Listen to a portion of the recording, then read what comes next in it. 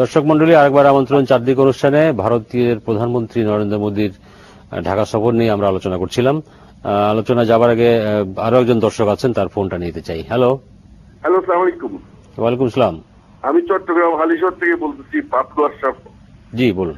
আমার কথা ছিল যে এই যে মোদী সরকার যে এখানে আসছিলেন, দেখা গেল ভারতীয়রা সমস্ত কিছু প্রিপারেশন করে আসছে যে ওরা কি কি চায়, ওদের কানেক্টিভিটি, ওদের সবকিছু, ওদের সব ফাইল ওয়ার্ক থেকে শুরু করে সবকিছু ওরা স্মার্টলি করে আসছে।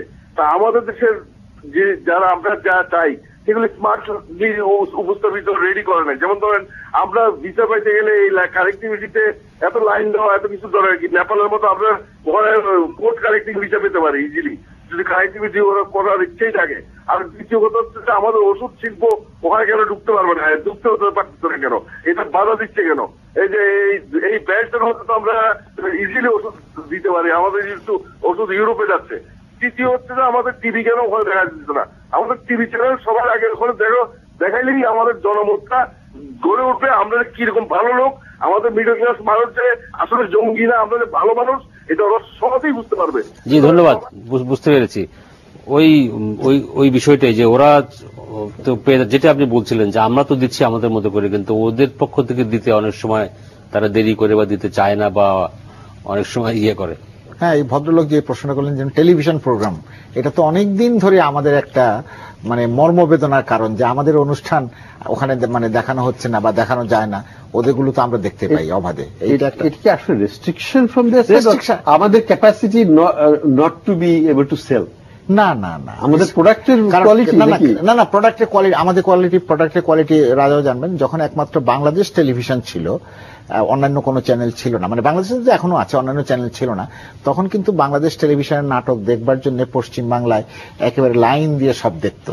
এখন সেটা হচ্ছে, এটার মধ্যে একটা রেস্ট্রিকটিভ মাইন্ড আছে, নাই যে তা না। ওই তারা যে অজুহাতটা বলে যে ওই যে ফি যেটা, হ্যাঁ সেইটা ক্যারেজ ফি, এটা এখানে ওরা দেয় না, এই করে না, ওই করে না, আমরা কি করব, সরকার তো কিছু করতে পারে না, ওপেন মার্কেট, এই সমস্ত আর কি। কিন্তু আমার ধারণা সরকারের দিক থেকে যদি একটু থাকতো, আগ্রহ থাকতো, তাহলে জিনিসটা মানে সহজ। আমি একটু যোগ করতে চাই এই বিষয়ে। আমরা আশাবাদী হয়েছিলাম, কারণ আপনার হয়তো নিশ্চয় মনে আছে, মিস্টার মোদী ঢাকা আসার আগের দিন বিকেলে Indian foreign secretary mister Jayprakash একটা সংবাদ সম্মেলনে বলেছিলেন যে এটিও হতে যাচ্ছে, এই বাংলাদেশের চ্যানেলগুলি ভারতে দেখা যাবে।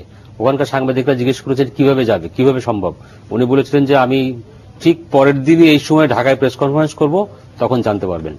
তিনি কিন্তু প্রেস কনফারেন্স পরের দিন করেছেন, তারপরের দিনও করেছেন, কিন্তু এই বিষয়ে কোনো কথা আমরা আপনারা জিজ্ঞেস করেন নাই, শুনি নেই। আমাদের তরফ থেকেও আসলে হয়তো প্রশ্ন করা হয় না, এটাও হতে পারে।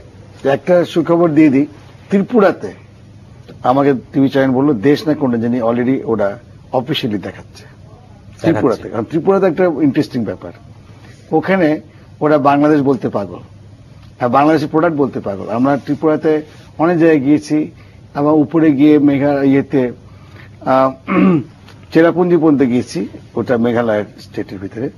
সেখানেও দেখা যায় প্রাণের চানাচুর পাওয়া যায়, এগুলো পাওয়া যায়। ওরা খুব ইন্টারেস্টেড ইন বাংলাদেশ। এবং নর্থ ত্রিপুরা সিলেটির অনেক বেস থাকে, সাউথ ত্রিপুরা, ফেনী, কুমিল্লা, এরকম। তো ওদের কিন্তু ইচ্ছা বাংলাদেশ বেশি দেখার। এখন জনগণের ইচ্ছা হলেই কিন্তু তখন টিভি দেখে। আপনি এখন যদি মনে করেন যে আমি মাছরাঙা না দেখতে চাই, আমাদেরকে ফোর্স করতে পারেন, আমি তো একটু অন্য চ্যানেল চলে যাব। এটা how do you build that interest, এটা কিন্তু যারা টিভির মালিক তাদেরকে খেয়াল করতে হবে। আমি আজকে একটা খবর পড়লাম যে ইন্ডিয়া দিল্লি থেকে আসা খবর যে বিটিভির ব্যাপারে তারা একটা সিদ্ধান্ত নিয়েছে যে আপাতত বিটিভি দিয়ে শুরু হবে এটা দেখানো, পর্যায়ক্রমে বাকিগুলি করবে। যাই হোক, কারণ বিটিভি সরকারি চ্যানেল অনেক নিরাপদ। আর ওই ত্রিপুরার যে বিষয়টা, ওইটা আমি জানি, যেহেতু একসময় ওইটার বিষয়টা হচ্ছে মূলত ত্রিপুরার সঙ্গে কুমিল্লা এবং ওই আশেপাশে এলাকার এক ধরনের ঐতিহাসিক মানসিক একটা যোগসূত্র আছে। এবং এই অঞ্চলে বহু মানুষ কিন্তু ত্রিপুরায় গেছেন 1947 সালে দেশভাগের পরে, 71 সালের পরে। তো কাজেই ওই বন্ধনটা ঠিক এটা অমৃতসর বা আপনার উত্তরপ্রদেশে ওইখানকার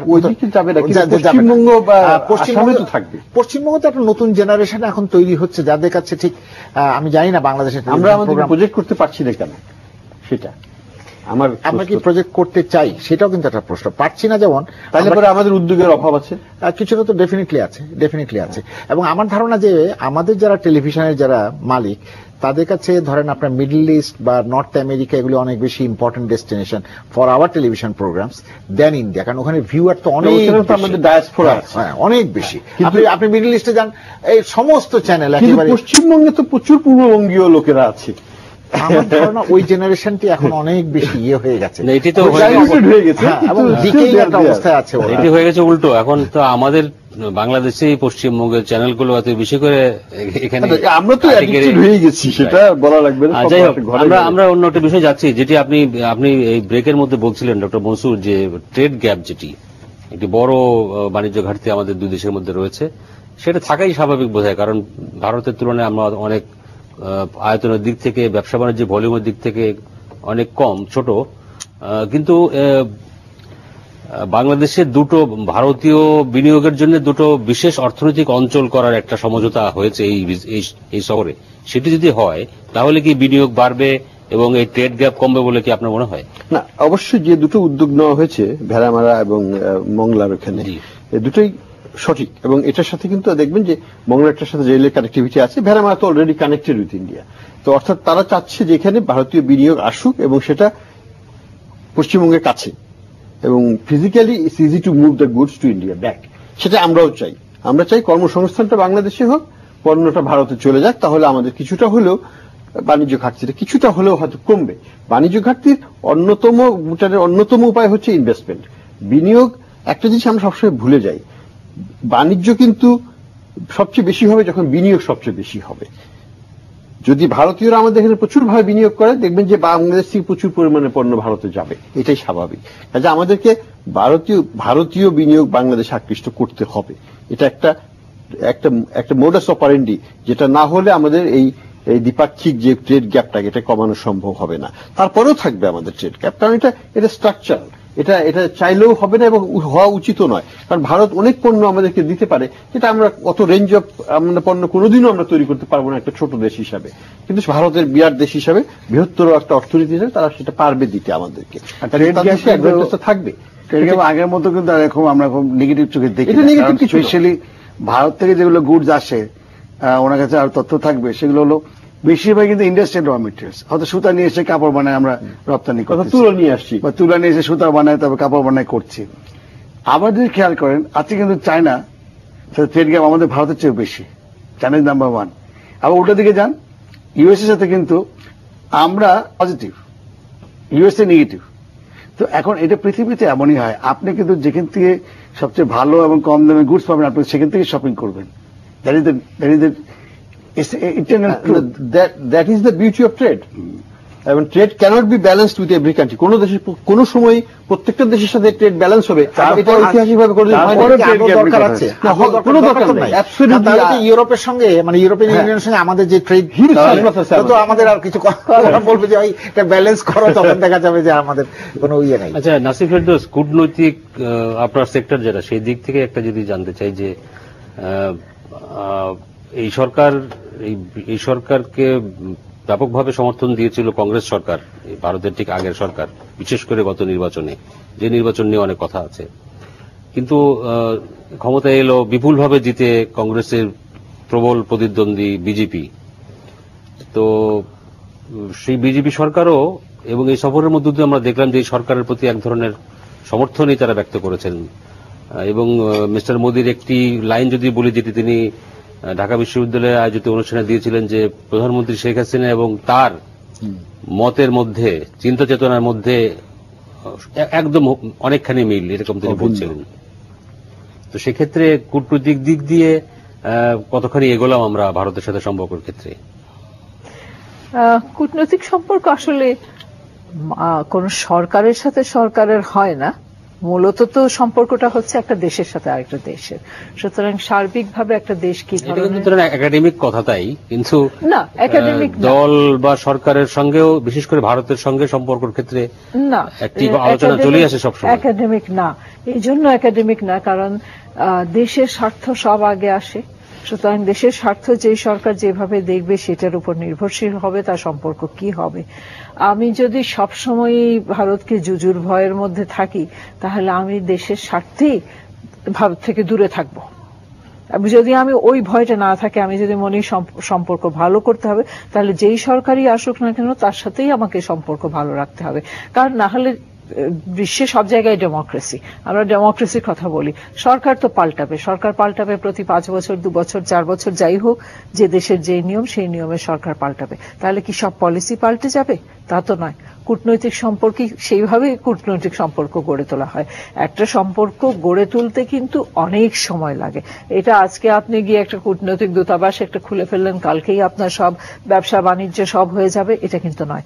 এখানে আপনার সেলিব্রিটি থাকতে হবে, আপনার দেশকে আপনি কিভাবে রিপ্রেজেন্ট করছেন, কিভাবে আপনার দেশে কি পাওয়া যায়, কি পণ্য আছে, কিভাবে ট্রেড করবেন, সবকিছুর উপরে কাজ করতে হবে।